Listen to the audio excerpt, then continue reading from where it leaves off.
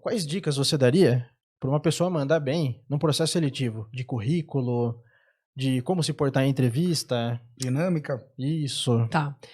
Bom, pergunta difícil. Pergunta boa, muito Pergunta boa, por boa, sinal, muito Lucas. boa. Vai De render o quem? corte De aí, quem? hein? Quem que mandou essa pergunta? Essa foi minha, já tava É dele. praticamente. Ah, Você tá procurando alguma recolocação? Alguma coisa? Tá querendo chegar pra ele. Bom, vamos lá.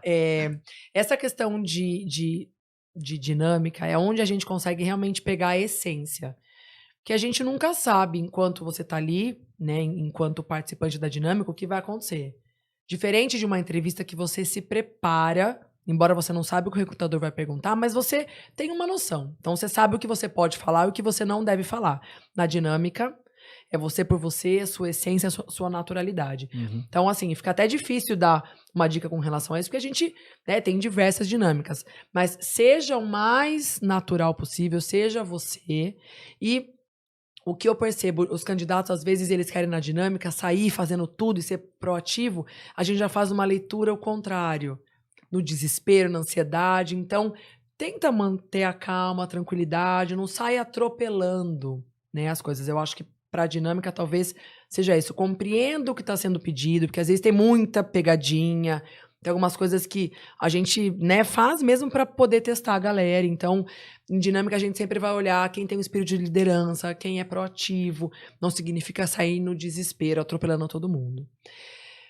De currículo, as pessoas tem modelos incríveis pela internet e tal, e depois a gente até pode, né, compartilhar um modelo legal que a gente desenvolveu, criou, que é super bacana, que começa a trazer uma estrutura, sempre os seus dados pessoais, não precisa colocar todo o teu endereço, mas você coloca onde você mora, é importante colocar a tua disponibilidade de atuação em termos de localidade, né, Sorocaba e região, território nacional, enfim, isso é super importante.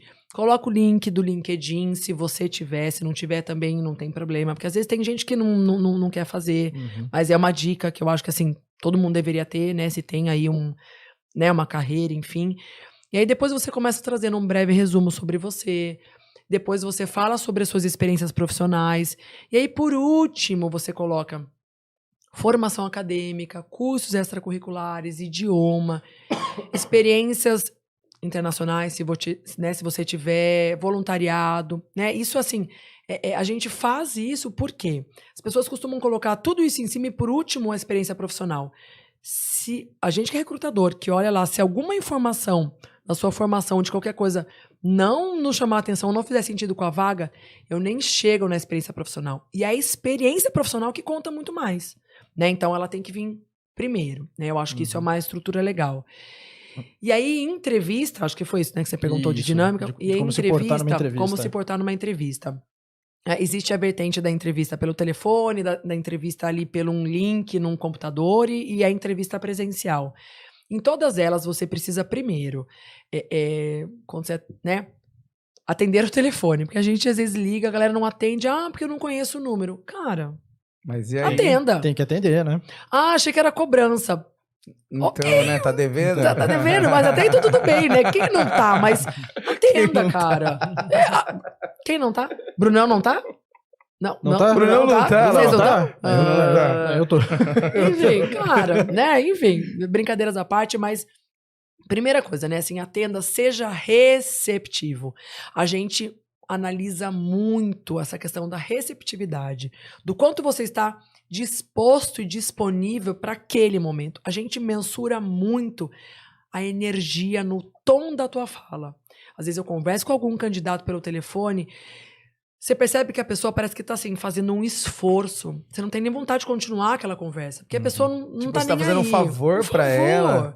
Então, cara, trazer um tônus vital, seja no... Bom, presencial piorou, né? Porque no telefone você consegue disfarçar. A gente analisa tudo, como você anda, como você se comporta, como você chega. Mas quem dá o tom da entrevista?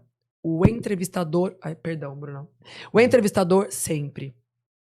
Então, o candidato precisa ter esse feeling de compreender que o entrevistador tá me dando o tom de ele tá falando, se é no presencial ele vai me cumprimentar, não vai, como é que... Então, assim, tudo isso é maturidade, né? Então, a gente olha muito comportamento, a gente olha, né? Não tem como não pensar na questão da roupa, não tem como não pensar na questão do acessório, tudo isso é observado. Tipo assim, Cara, você não vai pra uma processo entrevista de chinelo, né? seletivo... Não pode.